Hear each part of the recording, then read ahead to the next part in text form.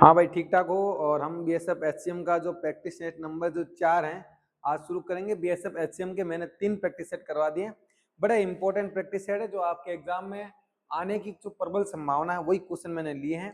और कुछ क्वेश्चन ऐसे हैं जो पीछे के एग्जाम में पूछे गए हैं, तो आप कोशिश कीजिएगा कि आने वाले जो समय है उनमें इन प्रैक्टिस सेटों आने वाले एग्जाम 2-3 तारीख को जो एग्जाम है उनमें ये प्रैक्टिस सेट लगाइए। यहाँ से आपको 100% क्वेश्चन देखने को मिलेंगे। तो शुरू करते हैं आज का जो प्रैक्टिस सेट है। वैसे ही रीजनिंग के चल रहे हैं, तो पहले चैनल पर नए हो तो सबसे पहले चैनल को कर लीजिएगा सब्सक्राइब, और इस चैनल को उन बंदों तक जरूर भेजिएगा जो एक्चुअल में डिफेंस की तैयारी कर रहे हैं। डिफेंस का कंटेंट इस पर मैं दबा के डालूंगा, और जो 5-5 6 मिनट की वीडियो जो जिससे मैथ आपकी मजबूत हो सकती है, मैंने कोशिश की 5-5 मिनट के 6-7 मिनट के वीडियो, जैसे कुछ स्टैटिक जीके के हो गए और कुछ जैसे फिक्स टॉपिक हो गए, जैसे आर्टिकल का मैंने करवा रखा है, तो ऐसे ही कुछ टॉपिक्स जो कि डायरेक्ट आपके एग्जाम में आएंगे वो टॉपिक मैंने सभी करवाए। एक मैंने ज्योग्राफी का 200-250 क्वेश्चन लेके जिसमें पूरी ज्योग्राफी को कंप्लीट समझाया गया है, तो उस वीडियो को भी जरूर देखिएगा। अगर आप जीडी की तैयारी करोगे, आगे एयरफोर्स की तैयारी कर रहे हो, या आगे कोई डिफेंस एग्जाम जैसे दिल्ली पुलिस होगी जिसमें जीके का वेटेज बहुत ज्यादा है, तो ऐसे एग्जाम के लिए भी मैं कंटेंट आपको डिलीवर कर रहा हूँ। साथ ही साथ जो हम आज शुरू कर रहे हैं फिर से बीएसएफ एचसीएम और एएसआई के लिए जो मैथ्स है बहुत इंपॉर्टेंट है, सिलेक्शन में आपका बड़ा योगदान रहेगा इसमें। तो क्वेश्चन नंबर 1 ये आपका रेशियो के ऊपर क्वेश्चन है। ऐसे क्वेश्चन आपके अक्सर एग्जाम में देखे जाते हैं। तो क्वेश्चन एक्चुअल में क्या है कि एक बैग में 25 पैसे, 50 पैसे और 1 रुपए के सिक्के हैं, और सिक्के जो हैं समान संख्या में है। इसका मतलब सिक्के जो हैं वो 1:1:1 है। समान का मतलब क्या हो गया, सेम रेशियो में है। यदि कुल मूल्य 112 रुपए है तो प्रत्येक प्रकार के सिक्के कितने मौजूद हैं। मैंने ये पता है कि कुल मूल्य तभी बनेगा जब मैं सिक्के हैं, सिक्के को संख्या से गुणा कर दूं। मैंने बोला 5 रुपए के 5 सिक्के, इसका मतलब कितने रुपए बने, 25 रुपए। यानी कहने का मतलब यह है कि अगर मैं सिक्के की संख्या को सिक्के से गुणा कर दूं, तो मैंने बोला ये कितना पैसा, 25 पैसा। 25 पैसे का मतलब हो गया 0.25 रुपए, और 50 पैसे का मतलब हो गया 0.50 रुपए, और 1 रुपए का मतलब 1 रुपए। ये सब मिलकर कितना, किसका रेट आ जाएगा, आपने बोला 112 रुपए। अगर मैं बोलूं 1 रुपए का, ये 25 पैसे का एक सिक्का, 25 गुणा 1, 50 पैसे का ये हो गया, और 1 रुपए का 1, क्योंकि संख्या क्या है, समान, तो मैंने सभी को मान लिया 1-1। कितना मान लिया, 1-1। तो यहाँ से आप कैलकुलेशन करोगे तो जोड़ करोगे तो ये बन जाएगा 1.75 इक्वल टू 112। तो यहाँ से आप 1 की वैल्यू निकालो। 1 का मतलब क्या हो गया, आपने 1 की वैल्यू क्यों निकाले, क्योंकि संख्या क्या है, समान है, और सिक्कों की संख्या क्या मानी हमने, 1-1 मानी है। तो यहाँ 1.75 की वैल्यू 112 है, तो 1 की वैल्यु क्या आ जाएगी, अगर 1.75 की वैल्यू 112 है तो 1 की वैल्यू कितनी आ जाएगी, आप बोलोगे यहाँ से अगर मैं 2 जीरो उठाऊंगा तो ऊपर चला जाएगा 2 जीरो। 25 से काटूंगा 4 बार, और 25 से काटूंगा 6 और 7 बार, और 7 से काटूंगा तो ये चला जाएगा 7 एकम 7, 7 से 42, और 16 गुणा 4 हो जाएगा 64। तो इस प्रकार के क्वेश्चनों में जो आपको पहले सिक्के की संख्या दी है, सिक्के दे रखे उनको कीजिए पहले रुपए में कन्वर्ट। एक ही राशि में करना है, तो सबको पैसे में कर लो या सबको किस में कर लो, रुपए में कर लो। फिर संख्या है, तो मैंने देखा कि सिक्कों की संख्या क्या समान है, इसका मतलब समान का मतलब हो गया 1:1:1 में है। अगर 1:1:1 में है तो आराम से हम इसको कैलकुलेशन करके क्या निकाल सकते हैं, रेट निकाल सकते, कुल मूल्य निकाल सकते। कुल मूल्य के बाद हम क्या निकालेंगे, सिक्कों की संख्या निकालेंगे। पिता की आयु के अंकों को उल्टने पर पुत्र की आयु प्राप्त होती है। यदि 1 वर्ष पहले पिता की आयु पुत्र की आयु से 2 गुनी थी तो पिता और पुत्र की वर्तमान आयु, यानी अगर मान लो पहले 1 वर्ष पहले 2 गुनी होनी चाहिए, ऑप्शन से जा सकते हैं हम इस क्वेश्चन को बाई ऑप्शन कर सकते हैं। कैसे, यानी 1 वर्ष पहले पिता की आयु पुत्र की आयु 2 गुनी थी, यानी पुत्र की आयु की 2 गुनी होनी चाहिए। तो मैंने बोला अगर 1 वर्ष पहले, इसका मतलब ये घटा लो, ये 72 बन रहा है, ये 36 बन रहा है। तो इस ऑप्शन से पता लग रहा है कि ये किसका, इसका 2 गुना है। ये क्या है, 2 गुना है। बात तो सही है, ये इसका 2 गुना है। तो मैंने बोला इसको देखो, अगर इसको देखोगे तो आप 1 साल पीछे जाओगे तो ये इसका 2 गुना नहीं हो रहा है, तो ये आपका गलत हो गया। अगर 1 साल यहाँ जाओगे तो बन जाएगा 30 और ये बन जाएगा 12, ये भी 2 गुना नहीं है। आप यहाँ से पीछे जाओगे कितना बन जाएगा 23 और ये 41, तो ये भी नहीं है। एक ही ऑप्शन है जो सेटिस्फाई कर रहा है कि 1 साल पहले ये 72 है, 36 है, इसका 2 गुना है कि नहीं भाई, ये इसका 2 गुना है, ये इसका 2 गुना है। 2 गुना होने का मतलब है 36 गुना 2 कितना हो रहा है, 72। यहाँ से बाई ऑप्शन क्वेश्चन को कर सकते हैं। ये अच्छा क्वेश्चन है, बेसिक क्वेश्चन है, लेकिन ऐसे क्वेश्चन बार बार एग्जाम में आते हैं, तो ऐसे क्वेश्चन आपको बाई फॉर्मूले से कर सकते हैं। जैसे कि 4 किलोमीटर प्रति घंटे की चाल से 18 मिनट में, इसका मतलब वो 1 घंटे में 4 किलोमीटर जा रहे हैं, तो आप बताओ 1 घंटे में कितना, 60 मिनट, तो 18 का मतलब क्या हो गया कि 18 मिनट में कितना जाएगा। तो आप आराम से बता सकते हो कि ये तो किलोमीटर जा रहा है, हमें जाना चाहिए मीटर में। तो मैंने बोला स्पीड बराबर क्या होता है, आपने बोला डिस्टेंस अपॉन टाइम। हमें चाहिए क्या, कितनी मीटर इन डिस्टेंस चाहिए, तो मैंने बोला डिस्टेंस बराबर होगा स्पीड गुना टाइम। आपने बोला स्पीड क्या है, आपने बोला 4 किलोमीटर प्रति घंटा, हमें चाहिए मीटर प्रति सेकंड में या मीटर प्रति मिनट में, तो इसको मैंने कर लिया मीटर प्रति मिनट में। मीटर प्रति सेकंड में आ गए ये अगर सेकंड में आया, ये क्या है मीटर प्रति सेकंड, और टाइम किस में आपका 18 मिनट में, इसको कीजिए सेकंड में। सेकंड में करने के लिए हमने 60 से गुना कर लिया, 18 से 18 चला गया, और 5 चौक 20, और 20 गुना 2 कितना, 1200, और 12 गुना 100 कितना, 12 गुना 0 कितना हो जाएगा 1200, कितना हो जाएगा 1200। 1200 मीटर इसकी क्या आ जाएगी, लेंथ आ जाएगी। ये इस प्रकार से आपको एक इक्वेशन दे रखी है, तो जो रिजल्ट आएगा उसमें आपको यूनिट डिजिट बताना है, इन इकाई का अंक क्या आएगा। तो मैंने देखा अगर मैं 234 की पावर 100 करूंगा तो मैं नहीं कर पाऊंगा।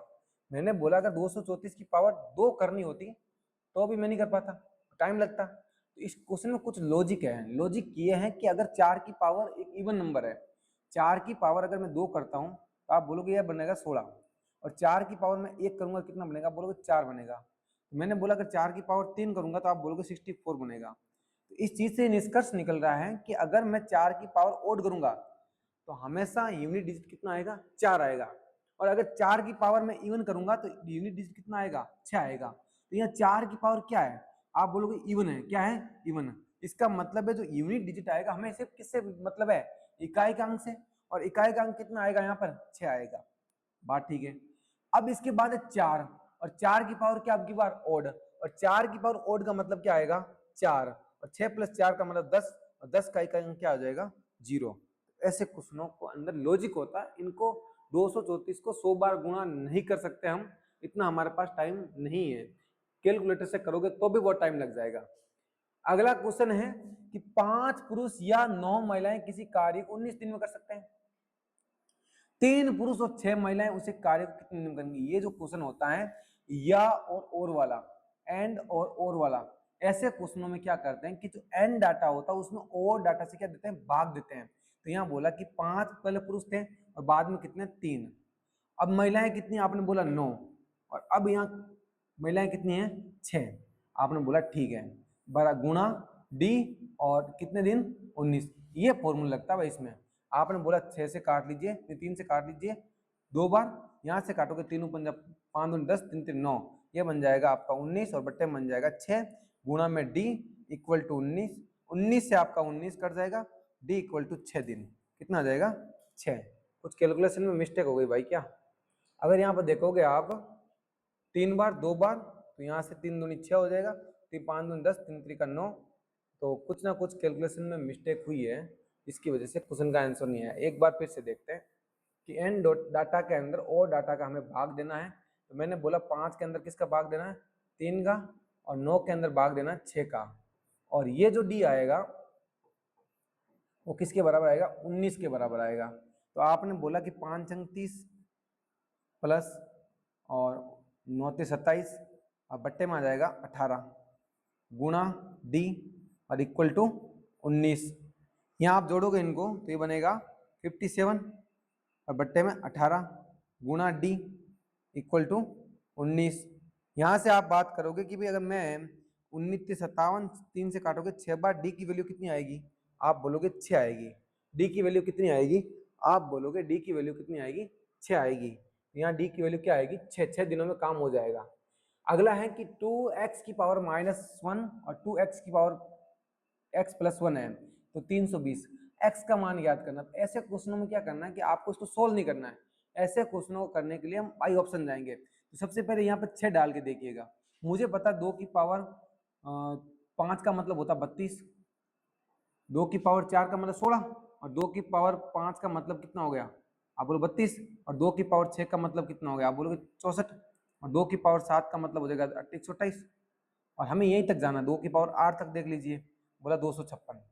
अगर ये 256 है अगर ये 256 है, इसका मतलब मैंने 6 लिया, तो 6 में से एक गया 5, 2 की पावर 5 में 32, और 2 की पावर 6 कितना हो रहा है, 7 कितना हो रहा है, 128, 128 प्लस 32 320 के नजदीक नहीं पहुंच रहा है, तो मैंने बोला 8 ले लेते हैं। अगर 8 लोगे तो ये बन जाएगा 7, 2 की पावर 7, और 2 की पावर 7 का मतलब 128, और 2 की पावर ये कितना बन जाएगा, ये बन जाएगा आपका 2 की पावर 9, जो कि नहीं सेट नहीं बैठेगा। आपने बोला कि 2 की पावर 7 लीजिएगा, 2 की पावर 7 लोगे 6 बनेगा, 6 का 2 की पावर 6 का मतलब 64, और 2 की पावर 8 का मतलब 256, और 256 प्लस 64 कितना होगा 320। इसका मतलब हमने कितना लिया यहाँ पे, हमने लिया है 2 की पावर 7, 2 की पावर 7 लिया है, और 2 की पावर 7 में से एक कम किया है, इसका मतलब हमने x का मान कितना किया है, 7 किया है। तो ऐसे क्वेश्चनों को बाई ऑप्शन जाना है। अगर इस इक्वेशन को मैं अगर 8 से डिवाइड करूं तो आपका रिमाइंडर क्या बचेगा, ऐसा क्वेश्चन है कि अगर मैं इसमें 8 से डिवाइड करूं तो आपका रिमाइंडर क्या बचेगा। तो मैंने बोला अगर मैं सबसे पहले 17 को 8 से डिवाइड करूंगा तो बोला 8 दूनी 16, 1 बच गया, 1 की पावर 100, 1 की पावर कितनी भी कर दो कितना आएगा 1, तो यहाँ से मेरा रिजल्ट हमारे को 1 प्लस 9 के अंदर अगर मैं 8 का भाग दूंगा तो 1 बार जाएगा, 1 बचेगा, 1 की पावर कितनी भी कोई फर्क नहीं पड़ता, तो यहाँ बच गया 1। लेकिन अगर मैं 7 के अंदर अगर 8 का भाग दूंगा तो रिमाइंडर आएगा -1, कितना आएगा -1, ये रिमाइंडर कितना हो जाएगा -1, ये रिमाइंडर हो जाएगा -1, तो -1 से +1 कट जाएगा, आंसर हो जाएगा 1। तो ऐसे क्वेश्चनों के अंदर एक एक पार्ट को भी डिवाइड कर सकते हो, ऐसे क्वेश्चनों के अंदर एक एक पार्ट को भी डिवाइड कर सकते हो। मैंने इसका -1 क्यों लिया, मुझे पता अगर मैं इसमें 1 जोड़ूंगा तो ये 8 से पूरा कट जाएगा, इसका मतलब 1 से कम है, इसका रिमाइंडर कितना हो गया -1 हो गया। आगे देखो, अगर एक निश्चित धनराशि 16% चक्रवृद्धि ब्याज की दर से 2 वर्षों में इतने रुपए हो जाएगी तो वार्षिक ब्याज वार्षिक रूप से संयोजित है तो मूलधन क्या होगा। तो ऐसे क्वेश्चनों के अंदर क्या करना, अगर चक्रवृद्धि ब्याज की बात की जाए और 2 ईयर का समय दिया है तो चक्रवृद्धि ब्याज का नियम होता है 16% का मतलब है 100 की वस्तु 116 में। तो मैंने इस रेशियो को तो सिंपल करने के लिए अगर मैं 4 से काटूंगा तो ये बन जाएगा 25 बार, और 4 से काटूंगा तो ये बन जाएगा 36 से 9 बार, यानी ये रेशियो बन गया 25:29। अगर ये सिंपल इंटरेस्ट होता है इसका मतलब 25 की वस्तु 29 में होती, फिर अगली बार 25 की वस्तु 29 में होगी, तो उससे ज्यादा कोई फर्क नहीं पड़ता। लेकिन अगर ये कंपाउंड इंटरेस्ट है यानी चक्रवृद्धि ब्याज है, इसका मतलब पहले साल तो ये हो गया, और अगले साल का लेने के लिए हम क्या करेंगे 2 साल का लेने के मतलब स्क्वायर करेंगे, ये बन गई 625, और ये बनेगी 29 का मतलब 841, कितना बनेगा 841, यानी 625 की वस्तु 841 हो गई, क्योंकि क्वेश्चन के अकॉर्डिंग बोला गया कि 600 वस्तु पता नहीं हमें, लेकिन ये क्वेश्चन बन कितना गया है, यानी आपका जो 2 वर्ष के अंदर पैसा कितना बन गया 33640, यानी 33,640, यानी ये बना आपका चक्रवृद्धि ब्याज दर से इतना पैसा हो रहा है। तो आप बोलोगे यहां से ये था आपका प्रिंसिपल, ये था आपका प्रिंसिपल, और ये बन गया आपका 2 साल बाद में अमाउंट, जबकि एक्चुअल में अमाउंट बना कितना 33,640, तो 33,640 है किसकी वैल्यू 841 की, और हमसे पूछा गया है, हमसे पूछा गया प्रिंसिपल, और प्रिंसिपल कितना है 625। यहां से सोल्व करोगे देखोगे अगर मैं 8 से करूंगा, अगर आप बोलोगे अगर मैं 8 से करूंगा इसको, तो आप बोलोगे 8 से करने पे आपका ये 8 से करने पे सोल्व हो रहा है क्या, अगर मैं इसको 8 से करूंगा 16 की पावर 229 841 और 33 2 वर्षों में इतना रुपए हो जाएगी। तो मैंने बोला 33 का मतलब हो गया ये, अगर मैं इसको 4 से काटूंगा 8 से काटूंगा तो 8 चौक 4 बार चला जाएगा, ये बन जाएगा 40, कितना बन जाना चाहिए 40, अगर मैं 4 बार काटूंगा तो 40 बार चला जाएगा, और 40 को अगर मैं 4 से इसको गुना करूंगा तो 4 से गुना करूंगा तो 6 चौक 24 तो 2400 और एक 2500, 25,000 रुपए इसका आंसर हो जाएगा।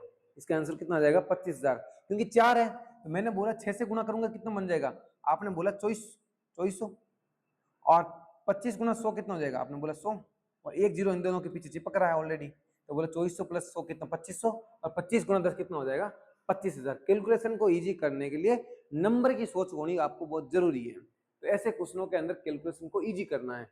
अगला देखिएगा, एक समलंब आकार वाले क्षेत्र का क्षेत्रफल समलंब कैसा होता है, इस चीज को समझिएगा।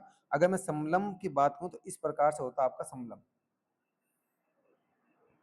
ये आपका समलंब चतुर्भुज हो गया, इसके अंदर ये इसकी क्या होती है हाइट, क्या होती है हाइट, ये समलंब चतुर्भुज की क्या हो गई, आप बोलोगे ये समलंब चतुर्भुज की हो गई हाइट, ये हो गई आपकी समलंब चतुर्भुज की हाइट, और ये आपकी समांतर भुजा है L1 और ये हो जाएगी L2, अलग अलग होती हैं।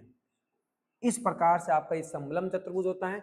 अगर इसके क्षेत्रफल की बात करूं तो समलंब चतुर्भुज का क्षेत्रफल होता है 1/2 समांतर भुजाओं का योग, समांतर भुजाएं क्या होती है, L1 प्लस L2 और गुणा ऊंचाई, और बराबर एक्चुअल में जो समान समलंब चतुर्भुज क्षेत्रफल कितना देखा है, आप बोलोगे 480। तो आप बोलोगे सर अगर मैं समलंब चतुर्भुज की बात करूंगा तो ऊंचाई कितनी है, आप बोलो 1/2। पहली लंबाई है आपकी 20 मीटर, दूसरी मुझे पता नहीं तो मैंने अपनी मर्जी से x मान लिया, और ऊंचाई कितनी है, आप बोलोगे 15, और ये किसके बराबर है, 480 के बराबर है। अगर मैं 15 से काटूंगा तो 15 × 45, पीछे बच गया 2, 3 बच गया, तो 15 दूना 30, 32। अब 32 की बात हुई तो ये अब इसको गुणा करोगे तो बन जाएगा 64, और 64 में से अगर ये जो 20 इधर है वो प्लस का इधर चला जाएगा माइनस का, तो -20 हो जाएगा, तो बन जाएगा 44। 44 आपका क्या हो जाएगा, करेक्ट आंसर। ज्यादा यहाँ कैलकुलेशन करने की जरूरत नहीं, जैसे हम चीजें को छोड़ रहे हैं वैसे ही एग्जाम के अंदर आप चीजों को स्टेप छोड़िएगा, ज्यादा स्टेप लिखने की जरूरत नहीं है। ये स्टेप भी आपको एग्जाम में खाने हैं, कम से कम स्टेप लिखिएगा, आंसर आपका जल्दी आएगा। अगला देखिए, ये एक फिक्स पैटर्न है आपका, प्रॉफिट एंड लॉस का एक अच्छा पैटर्न भी है। यहाँ लिखा 36 टेप का क्रय मूल्य है, यानी 76 टेप का जो सीपी है वो 95 टेप के एसपी के बराबर है। तो यहां से हम अगर सीपी और एसपी का रेशियो निकालेंगे तो आराम से क्वेश्चन को सोल्व कर सकते हैं। मुझे पता सीपी को मैंने इधर रखा है, एसपी को मैं इधर से लेके आ जाए, इधर आ गया, ये बन गया सीपी आपका 95 और डिवाइड में आ जाएगा 76, यानी 95 की वस्तु को 76 में बेचा, इसका मतलब है लॉस में बेचा है, तो प्रॉफिट तो किसी भी एंगल से नहीं हो सकता है। अगर प्रॉफिट नहीं हो सकता है तो मैंने इस चीज को सोचा कि अगर ये 95 की वस्तु 76 में जा रही है तो लॉस किसने हो रहा है, आपने बोला 19 रुपए का, और प्रॉफिट और लॉस होता किस पे, सीपी पे, तो 95 पे, और मल्टीप्लाई कितना 100। अगर मैं 19 से काटूंगा 5 बार, 5 से काटूंगा 100 को 20 बार, यानी आपका कितना आ जाएगा 20% आपका करेक्ट आंसर आ जाएगा। 20% क्या होगा, लॉस होगा। अगला देखो, ये क्वेश्चन आपका एलजेब्रा का है। एलजेब्रा के क्वेश्चनों में सबसे पहले सोच ये लगानी है, अगर मैं बात करूंगी 8a³ प्लस 27b³, इसका मतलब इसका क्यूब है, आपने बोला ठीक है सर। अगर मैं 8a³ प्लस 27b³ की बात करूंगा तो इसका फॉर्मूला बनेगा 2a प्लस 3b, और कोष्टक में बन जाएगा आपका a² प्लस b²। तो मैंने बोला 8a² नहीं सॉरी a² b² का मतलब हो गया 4a² plus b² minus ab। तो इस चीज को यहाँ सोल्व करने के बजाय हम इस चीज को ये मानते हैं कि अगर ये बार रहेगा इसका मतलब जो भी आंसर आएगा इसका मल्टीपल आएगा, और मल्टीपल कितना का आना चाहिए, 6 का। तो मैंने बोला 6 से कटेगा, इसका मतलब 2 से कटेगा, 2 से सभी नंबर कट रहे हैं। अगर ये संख्या 6 से कट रही है इसका मतलब है सभी ऑप्शन 2 या 3 दोनों से कटना चाहिए, 2 से सभी कट रही है, 3 से। देखो ये बोला कि 8 और 2 10 और 11, इसका मतलब 3 से नहीं कट रहा है। मैंने बोला ये 6 और 4 10, 11 और 12 13, और ये भी नहीं कट रहा है। ये बोलो देखो 7 और 4 11, 11 और 2 13, 1 14, ये भी नहीं कट रहा है। इसका मतलब आंसर क्या आएगा, सिर्फ यही आएगा। ऐसे क्वेश्चनों को ऐसे भी किया जा सकता है, आपने फॉर्मूला लगाने की जरूरत नहीं है। हमने देखा कि a प्लस ये चीजें को a³ प्लस b³, इसका फॉर्मूला क्या होता है, आपने बोला a प्लस b गुणा में डैश डैश चलता है, इसका मतलब a प्लस b को कोई नहीं खा सकता। a प्लस b एक्चुअल में है क्या, 6। जो आंसर आएगा वो 6 का मल्टीपल पक्का आएगा, जो आंसर आएगा वो 100% 6 का मल्टीपल आएगा। अगर वो 100% 6 का मल्टीपल आएगा तो 6 का मल्टीपल एक ही है, वो है 1512। 1512 ही आपका आंसर है, बस कहानी खत्म। एक अर्धवर्त का परिमाप 36 सेंटीमीटर है, तो इसकी त्रिज्या, अगर मैं बात करूं वर्त और अर्धवर्त की, तो यहां देखिएगा चीज को समझिएगा, ये आपके पास है वर्त, क्या है, वर्त है। अगर मैं अर्धवर्त की बात करूं तो ये बन जाएगा आपका अर्धवर्त, ये हो गया अर्धवर्त। अगर वर्त के परिमाप की बात करूं तो वो होता है 2πr, कितना होता है 2πr। अर्धवर्त का परिमाप क्या हो जाएगा πr, आधा हो जाएगा इसका, इसका क्या हो जाएगा आधा।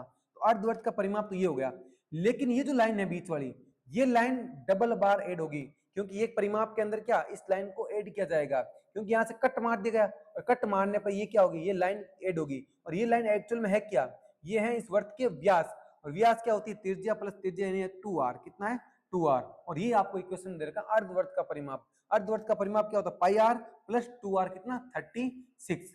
अगर मैं यहाँ से r कॉमन लूंगा तो आप बोलोगे ये बताओ 22/7 और प्लस में 2 और इक्वल टू 36। यहां से मैं इस चीज को r को निकालूंगा तो ये बन जाएगा r, और 7 प्लस 2 कितना हो जाएगा, 7 दूनी 14 प्लस 22 कितना हो जाएगा, आप बोलो 36 ऊपर बन रहा है, नीचे बन रहा है 7, इक्वल टू बन रहा है 36, और 36 से आपका 36 कट चला जाएगा तो r की वैल्यू कितनी आएगी 7। हमसे आर की वैल्यू पूछी गई है, तो आर की वैल्यू कितनी आएगी, 7 आएगी। तो ऐसे क्वेश्चनों के अंदर हमें सोच लगानी। अगर यहाँ जैसे मान लो वर्त का परिमाप हम जानते हैं 2 पाई आर, तो डार्क नहीं कर देना कि वर्त का अर्धवर्त का परिमाप पाई आर, क्योंकि यहाँ पाई आर तो ही है। इसके साथ साथ इस रेडियस को दोबारा काउंट किया जाएगा। इस रेडियस को, ये जो है ये रेडियस प्लस रेडियस, यानी कहने का मतलब वर्त का डायमीटर यानी व्यास, इसको काउंट किया जाएगा।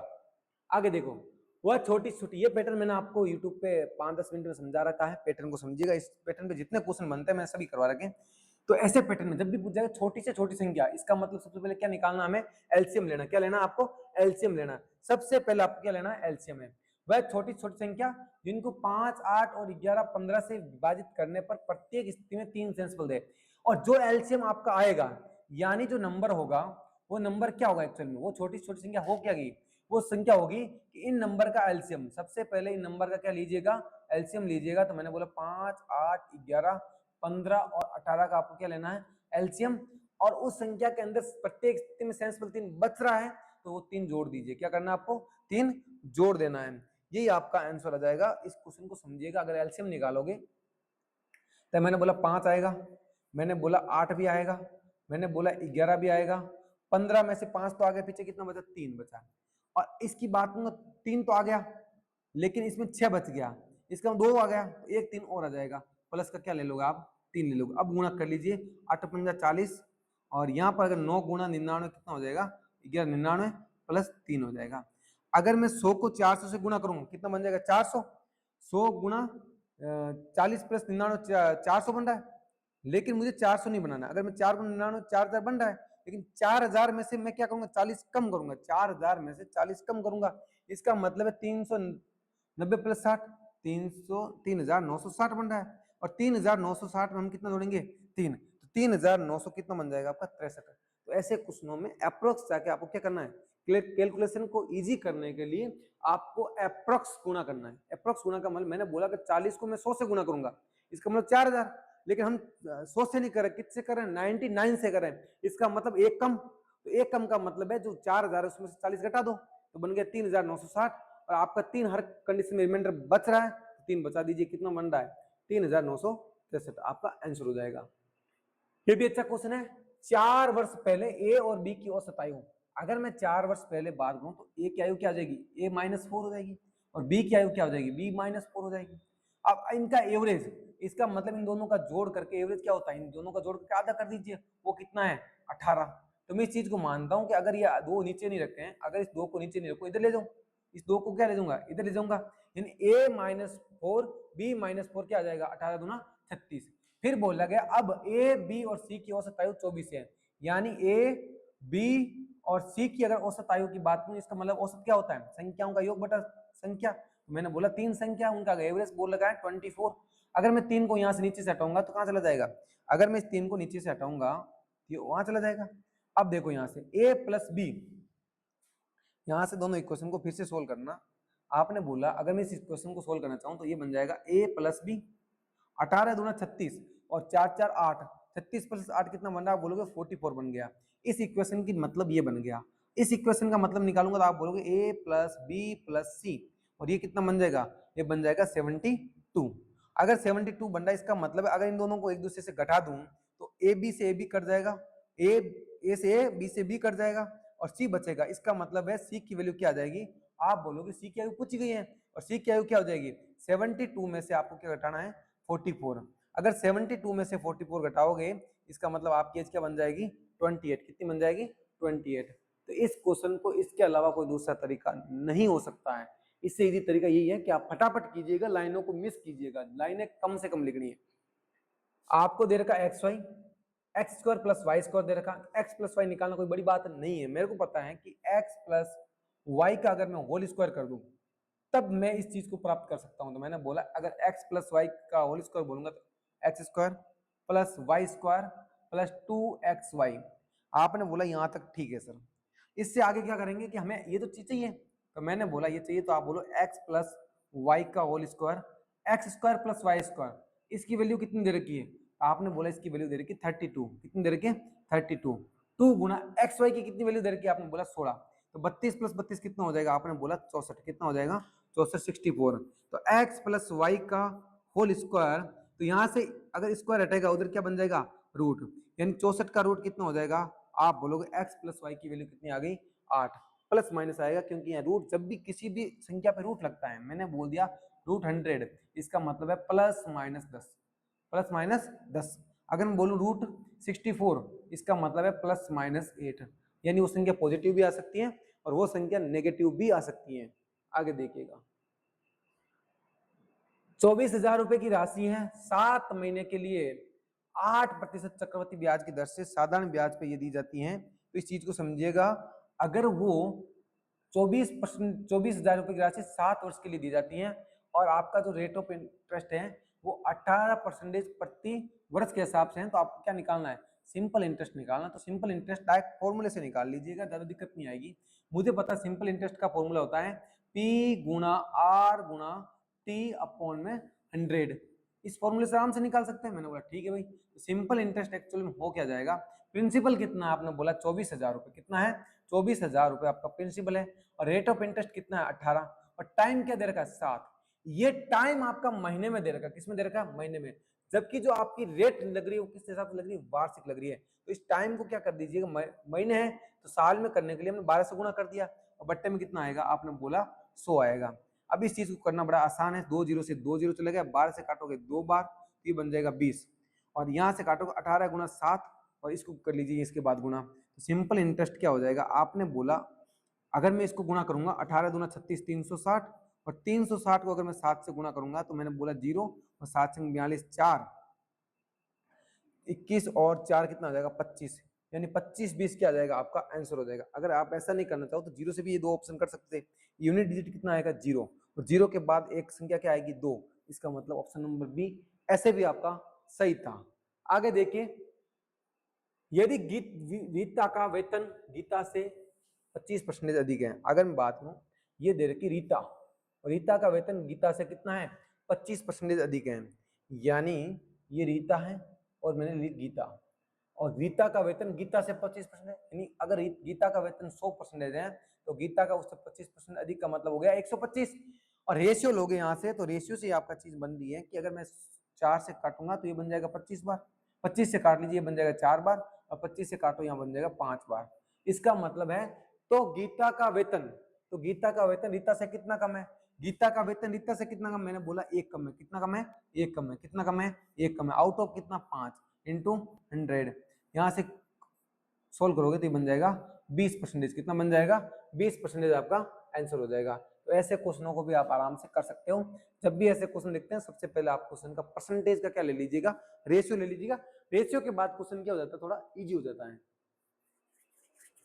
4 लगातार सम संख्याओं का औसत 51 है तो तीसरी संख्या, तो मैंने बोला अगर देखो ऐसे क्वेश्चनों के तो सोच लगानी है, अगर 4 संख्याओं का औसत 51 है, इसका मतलब है जो 4 संख्याएं हैं वो 51 के क्या आनी चाहिए, इर्द गिर्द आनी चाहिए, कहां आनी चाहिए, इर्द गिर्द। तो मैंने बोला अगर अपनी मर्जी से मान लिया क्वेश्चन को सोल्व करने के लिए 51 क्या है, सेंटर में है, 51 कहां पर है, सेंटर में। अगर 51 सेंटर में है तो ये तो कोई सम संख्या है नहीं, तो इससे पहले सम संख्या कौन सी हो जाएगी, आपने बोला 50, और इससे पहले कौन सी हो जाएगी 48, और इसके बाद कौन सी हो जाएगी 52, और इसके बाद कौन सी हो जाएगी 54, यानी 2 सम संख्या इधर है, 2 सम संख्या इधर है, और बीच में जो सेंटर है वो तो आपका एवरेज होता है। एवरेज क्या होता है, सभी को जोड़ के आधा कर दो। तो मैंने बोला एक सम संख्या, दूसरी सम संख्या, तीसरी सम संख्या और चौथी सम संख्या है, इनको जोड़ोगे आधा करोगे तो 51 आएगा। इसका मतलब है सम संख्या क्या हो गई, आपका एवरेज क्या हो गया, ये हो गया। आपसे पूछी गई तीसरी सम संख्या, तो पहली दूसरी और तीसरी क्या हो जाएगी 52। अगर आप इसको बेसिक से करना चाहो, अगर इस क्वेश्चन को आप बेसिक से करना चाहो तो कैसे करोगे, अगर इस क्वेश्चन को बेसिक से करना चाहो तो कैसे करोगे, मैंने अपनी मर्जी से मान लिया पहली संख्या क्या है x है, इसका मतलब अगली संख्या होगी उसमें 2 जुड़ेगा, इसका मतलब है अगली संख्या होगी उसमें क्या जुड़ेगा, 1 जुड़ेगा, क्योंकि भाई एक संख्या x है उसमें 2 जुड़ेगा, सॉरी 2 जुड़ेगा, फिर यदि अगली में फिर 2 जुड़ेगा, तो फिर अगली में 2 जुड़ेगा, इसका मतलब ये संख्या होगी। अगर हमें इनका एवरेज चाहिए, इसका मतलब हम क्या करेंगे, इनको जोड़ देंगे, क्या करेंगे और जोड़ देंगे जी। कितनी संख्या आपने बोला 4, और राशियों का योग बटा राशियों की संख्या क्या आती है आपको, एवरेज। तो मैंने बोला ठीक है भाई, अगर एवरेज ये है तो यहाँ से आप सोल्व कर सकते हो कि x प्लस 1 2 3 यानी 4, कितना हो गया 4x, और प्लस में क्या आ जाएगा 6 6 12, कितना आ रहा है 12, और 51 गुणा 4, 50 गुणा 4 200, ये और 4 कितना हो जाएगा 204। अगर मैं यहाँ से 4 कॉमन लूँ तो ये बन जाएगा आपका 3 बार, और 4 से काटो फिर से 51 बार। इन x की जो वैल्यू आ जाएगी वो आ जाएगी 41। कितनी आ जाएगी? 48। सॉरी कितनी आ जाएगी? 48। अगर ये x 48 है तो अगली आ जाएगी 50, दो जोड़ोगे और फिर बन जाएगी 52 और ये कितनी बन जाएगी? 54। तो हमसे पूछेगी तीसरी संख्या, तो मैंने बोला पहली संख्या 48, दूसरी संख्या 50, तीसरी संख्या क्या आ जाएगी? 52। तो ऐसे क्वेश्चनों को आराम से हम बेसिक से भी कर सकते हैं और अपनी अप्रोच लगा के, अपनी सोच लगा के भी क्वेश्चन को किया जा सकता है।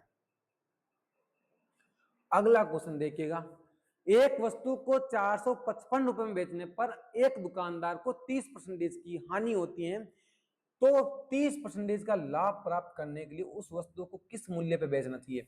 ये प्रॉफिट एंड लॉस का एक फिक्स पैटर्न है। ऐसे क्वेश्चनों में क्या करना, जब भी आपको लगता है कि इतना देके इतना कमाया जाता है, चीज को समझिएगा। तो आप समझो कि अगर वो कितने में बेच रहा है? 455 रुपए में, और कितने रुपए की हानि हो रही है? 30% की। अगर 30% की हानि हो रही है, इसका मतलब सामान बिका कितने में? 70% में। और क्वेश्चन के अकॉर्डिंग सामान बिका कितने में? 455 में। बस यहां से आप क्या निकाल लीजिएगा।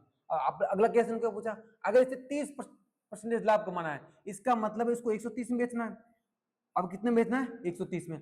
अगर 70% की वैल्यू 455 है, कितनी दर की है? 70% की वैल्यू कितनी दर की है? 455। तो आपको चाहिए 30% लाभ, इसका मतलब वस्तु कितने में बिकनी चाहिए? 130 में। तो यहाँ से 130 की वैल्यू क्या कर लीजिएगा। तो यहाँ से पता चलता है कि यहाँ से नंबर कटेगा। क्या करेगा? ये नंबर 100% कटेगा। तो मैंने बोला 7 से काटोगे तो ये चल जाएगा 7 संग 42 और पीछे बच गया 3, 7 तो 35। इसका मतलब बच गया 0, 0 से आपका 0 कट गया। और 13 गुना 65 कितना हो जाएगा? मैंने बोला अगर 5 इंग्लिश डिजिट में आएगा तो ये तो नहीं हो सकता है, ये दोनों नहीं हो सकते हैं। तो और क्या तरीका हो सकता है? मैंने अगर 6 11 इसका मतलब 2 बन गया, इसका मतलब कितना बन गया? 8। 8 आना चाहिए आपका डिजिटल सम। यहाँ तो बन रहा 4 5 9, ये 2 बन रहा नहीं आएगा। 4 5 9 कितना बच गया? 8। इसका मतलब कितना? ऑप्शन नंबर सी आपका क्या हो जाएगा? करेक्ट। ऐसे क्वेश्चनों को ऐसे भी किया जा सकता है।